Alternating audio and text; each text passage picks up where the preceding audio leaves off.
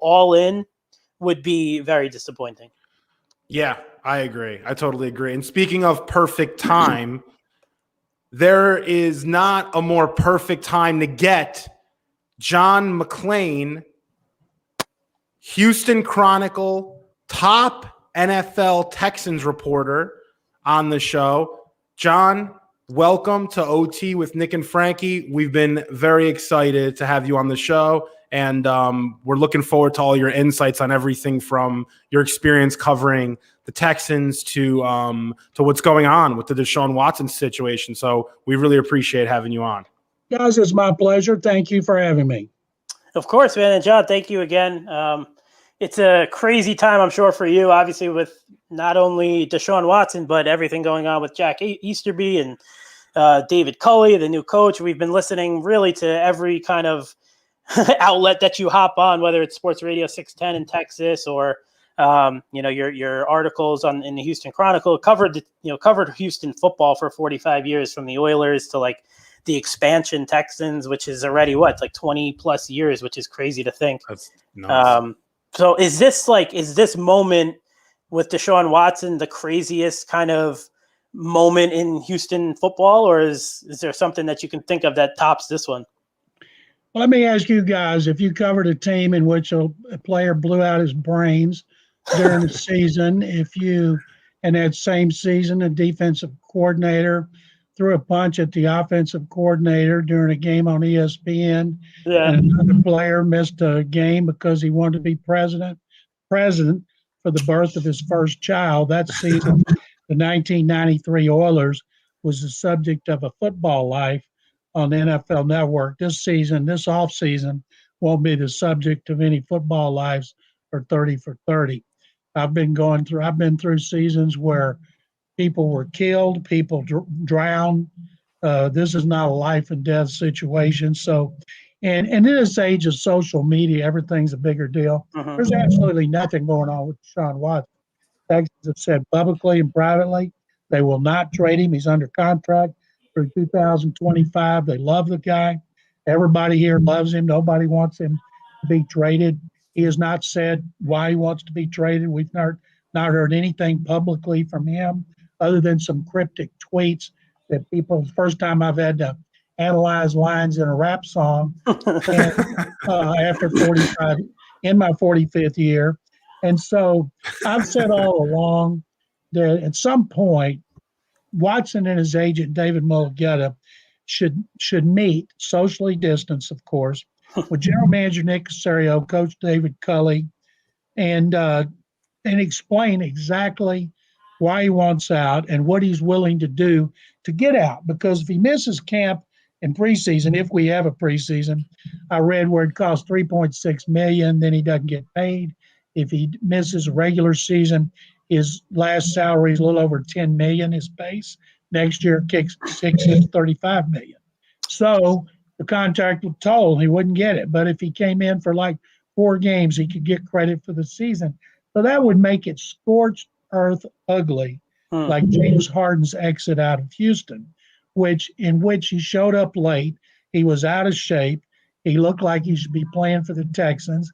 He played terribly. He didn't put out much effort. Then he did a Zoom call in which he ripped the team. He got traded to the Nets the next day. And we could see Harden doing that after watching him for years. I do not see Watson doing that. But my opinion, guys, is this. If the draft comes and it's supposed to be a good draft for quarterbacks, the only team I believe that you should try to trade with is the Jets, because it's the only team you can be guaranteed of getting the second best quarterback prospect.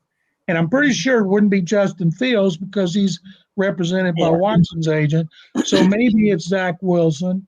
And a lot of people are saying Miami. If you make the deal with Miami, Nick Caserio, who's in charge of everything here on personnel, the Patriots scouted quarterbacks last year because they needed one. And if Nick Caserio thought Tua Tagovailoa was franchise quarterback, hey, make the deal with the Jets. Get back your 3rd overall pick. But the problem with picks beyond that, the Jets are pretty good. They may be low picks. I'm sorry, the Dolphins. Dolphins, yeah. If you go with the Jets, you get the Jets, say 1 and 2 this year, 1 and 2 next year, and they still got the ones they got from the Seahawks for Seattle. Jamal. So the Jets would not be bereft of draft choices, and that just makes so much sense to me. If they wanted to throw in Sam Darnold to start until the second overall pick was ready, sure, but it's got to include more than 2 1s and 2 2s and Darnold. It's got to hurt. This is an unprecedented situation. Never in NFL history is a quarterback coming off his best season in every statistic, who's under contract through 2025, who is a pillar of the community, been available in the trade. And it may be a moot point, but it's fun for podcasts, talk shows, sports writers. Everybody loves speculating on it. John, what do you think the deal is going to be? What do you think the Texans would take to trade Deshaun? 4 1s, I've been hearing. Is that you can't do that? You can't go. You could with the Jets, but you can't go beyond 3 years on a trade. And if it was the Jets, they could say, okay, we want both ones this year. We want both ones next year. We want both 2s. And you can ask for anything you want. And it's got to, if they trade Watson, and they're getting killed because he wants to be traded here, fans and media have not turned on Watson. They've turned on the Texans for putting him in this situation. And reportedly, the Jets are on his list of teams. Reportedly, Robert Saleh, who was here for 6 years, he wanted Robert Saleh to be one of the coaches interviewed. He never met Robert. He admitted he didn't know Eric Bieniemy, but he'd heard good things about him. And they interviewed Bieniemy in a Zoom and not interview Robert. It was Nick Casario's baby. He came to town, and he had his list of coaches. He had 5. He interviewed 7, and he hired David Culley. Nobody else. It took a hell of a risk to hire David Culley. Could look like a genius, or he could get him fired in about 3 or 4 years. So whatever a team gives up for Watson, it's got to be painful. And they're going to have to think, do we really want to do this? But the thing is, say the Jets had to give all that up. They don't have to worry about a quarterback for 10 to 15 years. You can get back, say, another Quinnen Williams. You get back your second and first round picks in 3 years. But you got your quarterback for another 10 to 15 years. And the way guys are talking about playing into their 40s, you might have him for 20 years. Yeah, I mean, we hear so much, and again, this is John McClain, the legendary Houston NFL reporter for the Houston Chronicle. We hear so much about this list, right, about Deshaun Watson, these teams he would approve a trade to or teams he prefers to go to. Have you heard, whether it's through the Texans or through the Watson team, is there A, really a list, and B, which teams have you heard that are on there? Would a deal, let's say, with the Jets, let's say the Jets aren't on this list, right? He doesn't want to play for them for whatever reason. If the Jets and Texans do finally get to talk and they agree to a trade, let's 3 1s and a player or whatever, and they go to Watson and say, you want out of here so bad, the Jets you don't want to play for, it's the Jets or nothing. Do you think Deshaun okays a deal to the Jets? Well, it would cost more than 3 1s and a player. I can guarantee you that. But he has a no trade clause. That's the key. I've seen reports that the Jets are one of the teams on his list. And right away, I'm thinking, well, why? Other than they're the media capital of the world. And Robert Saleh, I think if, say, the Jets weren't on his list, I'd do everything I could to get Robert to talk to him because Robert would impress the hell out of him because Saleh impresses the hell out of everybody when he talks to him. His players love him. He was one of the guys, at one point, he was my favorite guy to get to come back here. And they never even interviewed him. Right. And so I think that could be that way. Could be. I think they need to be transparent. Say they asked for the Jets for something preposterous and the Jets said no. They probably should tell people, okay, this is what we asked for. They said no. We're not going to give him away for anything less than the greatest deal in history. People keep talking about the Herschel Walker trade. When Jimmy Johnson traded Herschel Walker for a bunch of veterans, he could not disclose, based on the deal, that if he cut him, he got number 1 picks.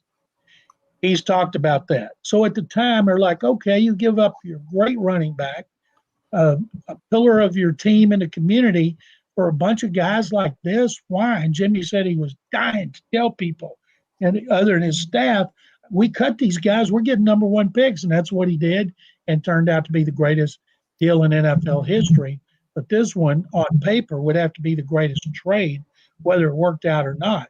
50% of the number one picks in the league don't work out. They end up getting traded or signing somewhere else. So whatever the Texans get with the Jets, they got to go in thinking, okay, only half of this is going to work out. And I see reports. I've had talk shows, podcasts from every city that needs a quarterback, with people trying to get me to say, yeah, I think he'd go to Carolina. Yeah, I think he'd go to San Francisco. They don't want Teddy Bridgewater. They don't want Jimmy Garoppolo. They want a guy that guarantees them a quarterback. And they could, maybe Tua, maybe Nick Caserio loves Tua, and they get him and some others from the Dolphins. But I've been saying all along, I don't know. They say they're not going to trade him. Maybe they won't. Maybe we'll be talking about this in October before the trade deadline. The Jets and other teams still want him, and they think it's gotten so ugly that they're going to deal him then, which would be ridiculous when you could have dealt him now or before this draft and known what you were going to get. But it just makes more sense if you're convinced you've got to make a trade, and that you start with the Jets. Maybe the Jets go with Sam Darnold, but I'm just guessing that Robert Saleh, Woody Johnson coming home, Joe Douglas, this would be a trade for the ages. He'd be the best quarterback since Joe Namath. He'd steal the Giants' thunder, and he would dominate the back pages and the talk shows. And that's why, to do it, you're going to have to open up a wrist and bleed to pull that off. You sound like a real John fan, John. Yeah, he does. John, we really appreciate you. We really appreciate you on the show. My pleasure, guys. Anytime. And everyone watching the stream, make sure you like the stream and you subscribe to the uSTADIUM live channel. John, I wanted to ask you something now. I saw you previously, you just mentioned Sam Darnold as somebody potentially that the Texans would acquire with the trade with the Jets. Do you think that's feasible? And is Sam Darnold someone that you think on the open market or someone that is available for the Texans that they'd be interested in bringing in Sam Darnold and doing what you said, which is actually ironically what I said about a week ago and people called me crazy, which happens more often than not. But bring in Sam Darnold and take a quarterback with the second pick and have the quarterback sit for a year. Do you see that scenario playing out? It makes perfect sense to me because you up Darnold's stock and then you have the guy behind him at 2 waiting for a year. What do you think about that? Do you still I have no idea what they're going to do, but Josh McCown is here, and you guys will know this better than me. I'm told that Darnold played his best when McCown was on the roster and serving kind of a player coach. And then when McCown left, Darnold hadn't been as good. I remember Darnold's rookie year. Texans played up there in December on a Saturday, and the Texans won, and Darnold played great. I remember all the media, the writers talking after the game, man, that kid looked good. This is why they got him. And then for circumstances, talent, injuries, he hadn't been the same. I know Bill Parcells has been very high on Sam Darnold. So there's a reason he was drafted when and where he was. There's a reason he's been able to play some really good games. And it's not like he forgot how to play quarterback. So the team that gets him could get something out of him. Problem is, you're only guaranteed for one season. Do you want to pick up a fifth-year option? Say you make the deal before the draft, and then in May, you got to decide to pick up that fifth-year option. Why would you do that if you took a quarterback second overall? So you'd maybe trade him at the trade deadline to a team that had a quarterback got hurt, who'd be willing to pay him a big contract, even though they could lose him after that season. So there's a lot that goes into a Darnold decision. And I don't know what Joe Douglas thinks, but anytime there's a new coach coming in, and you guys know, if you use a first-round pick, especially a high first-round pick on a quarterback, it gets everybody excited. People talk, it's almost unfair for him to be the backup because everybody's going to want him to play. And so that would create a lot of excitement if they didn't get Watson, if they took that quarterback second overall. I think if they did that, I'd trade Darnold and sign some other veteran till he was ready, because he might be ready when the season starts, like Joe Burrow was. Right. Yeah. So, all right. So we know where we're at in terms of Watson and his team. We think, he's dug in. He wants out. He says he's never going to play here again. Texans are saying they're not trading him. What will cause the Texans to blink in terms of saying, okay, you know what, we'll start listening? Is there something that Watson, in your opinion, has to do, or his agent David Mulugeta? Like, is there something Watson goes on ESPN with, I don't know, host A, and says something about the organization that's not, it doesn't seem to be who he is. Like you mentioned, he's revered in the city. They love him. The fans are siding with him. Is there something that Watson is going to have to do, or his agency, to really get the Texans to say, we can't come back from this, we have to move him for the best offer? Well, first of all, Watson and Mulligan have not said anything public. All we know are what sources, unnamed sources close to Watson, tell ESPN and the NFL Network. They don't tell us anything. But we know what's going on. The Texans, the only communication they've had is with David Mulugeta, and Mulugeta's made it clear he wants to be traded, and they've made it clear they're not trading him, and it's a moot point. And the media, of course, won't let it die because it's good for ratings and clicks, and we're not going to let it die. So if he's not traded before the draft, and I think maybe like April 28th, then they're going to dig in. It's going to be a staring contest, and it, I'm guessing, would go into the regular season. And if I'm the Texans, I re-sign A.J. McCarron and start him, because they get their number one pick the next year, 2022, and just go ahead and be terrible again and get as high a pick as you can. If they traded Watson, say the Jets not going to be good right away. They're going to take them another year. So if they got the Jets 2 1s and 2 2s for the next 2 years, they could potentially have 2 top 5 picks with their own and the Jets. Their own could be number 1. But they're not talking about that. They're not saying anything. Their stance has not changed. My opinion is he's not going to be traded. This is going to go through the offseason, through training camp, preseason, into regular season. And it's going to get really ugly. And I do expect at some point Watson to sit down with ESPN and the NFL Network. And usually, if you want to talk your way out, you have to attack an owner. And so I can't, knowing what a good guy Deshaun is and how he never says anything negative about anybody. It's all positive, everything he says. The closest he ever came to saying anything negative was his last Zoom with us after the season. And when he said there's some people here think they have too much power. Well, we all knew he's talking about Jack Easterby. Yeah. We're talking about Romeo Crennel. And Jack Easterby has consolidated his power and got even more.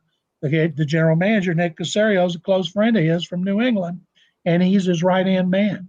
So Easterby's tentacles are all through the organization, and that's the only time Watson has ever, and even though he didn't name him, that he's ever even hinted anything negative about anyone. So the Easterby and Caserio relationship is a good one, obviously, coming from the Patriots. So there's nothing along the lines of Caserio wants to do whatever he can to keep Deshaun here, as well as David Culley, obviously. But with Easterby and Cal McNair's pocket, or not pocket, hand in hand with whatever's going on, there's going to be no situation where Easterby is going to be, let's say, fed up, and McNair is fed up, and he starts fielding calls behind Caserio. There's going to be no Absolutely not. Okay. Caserio has in his contract, he has final say on all personnel. He hired the head coach. Cal McNair signed off on it. And the McNair family has never interfered. They put a lot of money in there. Mm-hmm. They want to know what's going on, but they never tell the general manager or coach what to do. That's the way they've operated since their first season in 2002. That served Cal McNair well when they went 11-5 and 10-6. But after that 10-6, Bill O'Brien traded DeAndre Hopkins, and I'm guessing Cal McNair didn't want to do it, but he believes you hire people, you pay them good money, you let them do their job. If they don't do it well, you get rid of them. He fired Bill O'Brien after an 0-4 start. So it doesn't matter when it comes to Watson. He's not going to tell Nick Caserio, trade this guy, or don't trade this guy. He hired Caserio. It's his baby. Yeah, that makes sense. So, all right, so we know where we stand. Both sides are dug in. Well, Texans are saying to everybody, don't even bother calling, right? There's no even, well, we don't want to trade him, but what are you offering kind of calls No, going none on. of that. Because as soon as you do that, then it's out all over the country. Sure. So they're telling everybody, and nobody's calling right now. They already called. But as you get up closer to the draft, they're going to say, okay, we'll add this, we'll add that. And it'll be interesting then if they ever actually listen. There was a report that they called about Wentz. Give me a break. Yeah, And they're not interested in Carson Wentz. And so they've been incredibly consistent on this, said publicly and privately, they're not trading it. Watson's been consistent. He hadn't gotten back to Nick Caserio or David Culley, the new coach. And so he's being consistent. That's why I call it a staring contest. That's why I think they should meet at some point, like meeting in the middle of the boxing ring. And if you can't work it out, go back to your corners. And this is going to go on for a long time. John, what do you think it's going to take for the Texans to convince Deshaun to stay in Houston? I believe that if Caserio and Culley and Tim Kelly, the offensive coordinator, who Watson loves, and Pep Hamilton, the quarterback coach, could get with him. Okay, here's our plan. Lay it out. You played great last season. We've got all our receivers. We're going to keep Will Fuller. We got our tight ends. We got all the linemen. We need one. We need to get another running back because the running game was 31st. We're going to give you a running game, but we're going to overhaul the defense. And here's the plan. We got this much money to spend. We've got 8 picks after the second round. We're going to try to have 10 or 11. We're going to work on the defense. We think the defense is a 2-year project, but we think the offense and the passing game in particular is going to be great like it was last year. Problem last year, they has played as tough a schedule as I've ever seen. Teams that beat them were 57 games over 500. 5 were in first place. They were 2-8 in one-score games after being 8-3 in one-score games the year before, and they came this close in the AFC South. Tennessee beat them on the last play twice, and in both games against Indianapolis, they were on the 2-yard line of the Colts in the last minute and lost 2 fumbles. So that's how close they were to being better in the division, besides just sweeping the Jaguars. So, and that was because of Watson and the offense, even though their running game was 31st. Their defense, Watt's going to be gone, and whether they get a draft choice for him or they release him, he'll clear up $17.5 million, clear out the cap problem, give them more money to spend in the cap, and major moves are going to come from this organization. And I would just lay it all out for him. Here is our plan.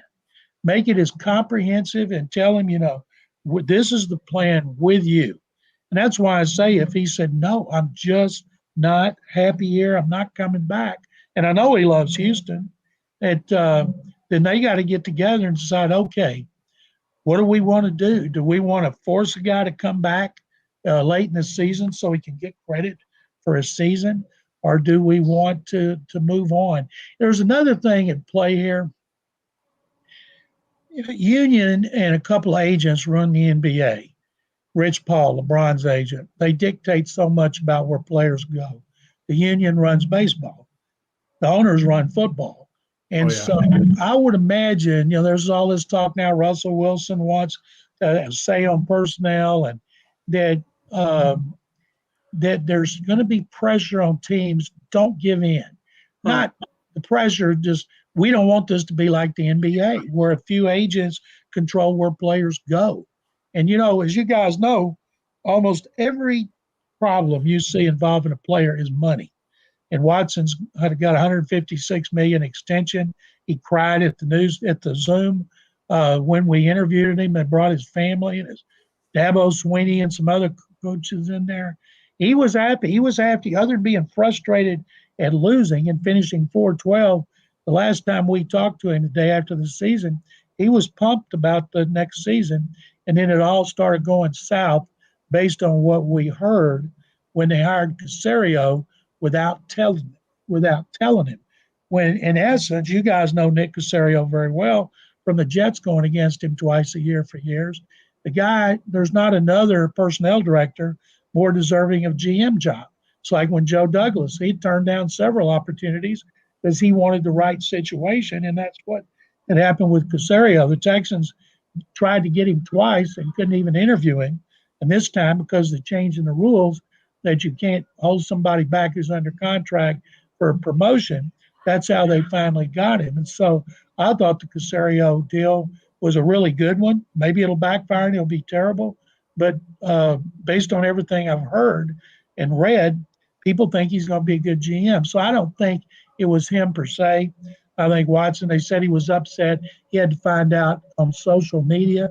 But when a player wants to be traded and is willing to risk millions and millions, it runs a whole lot deeper than having to find out who your new GM was on social media.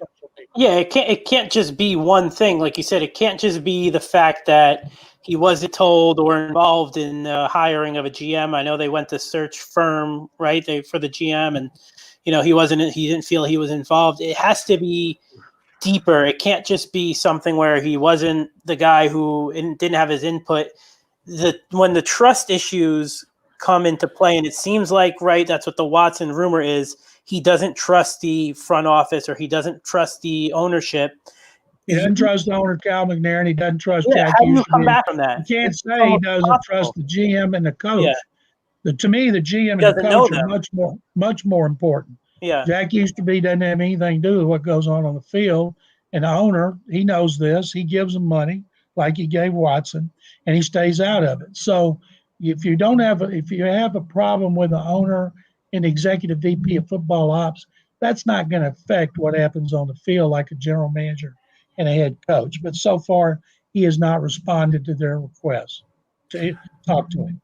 John, last question here, and then we'll wrap up. And we really appreciate your time. Again, everyone, this is John McClain, historic Texans NFL reporter now for how many years, John? 30 years? This will be the 45th year covering the NFL. Oh, my God, 45. Longer than we've been alive. You look good, man. You look young. It looks like you got a tan, too. I'm coming down to Houston, by the way. I can do this anytime you guys want. I appreciate it. Absolutely. So last question of the night. If you're running the Texans and Deshaun is out, let's just say you have to get rid of him, what is the best scenario for Houston Texans fans? What do you want in return? You'd want this, I guess, let's say the Jets pick and you draft who? Like, what would you do, or what's like an ideal situation for Texans fans? I called Joe Douglas and I said, Joe, you want to solve your quarterback problem for 10 to 15 years? Of course, Joe would say yes. Well, Joe, it's going to hurt. And you've been around long enough to know you can make up draft choices, but you can't get a quarterback like this. And I would insist on, I would start asking for two ones the next 2 years and a couple of defensive players, starting with Quentin Williams. And I know Marcus May have to be signed to a new contract, but take a couple of defensive starters because the Texans defense is horrible. And then I would draft the best quarterback, like especially for Zach Wilson from BYU, and start to rebuild. And just be open about it. We did everything we possibly could to keep Deshaun, and we're convinced that he was not going to play here again. So we think what is a fair deal.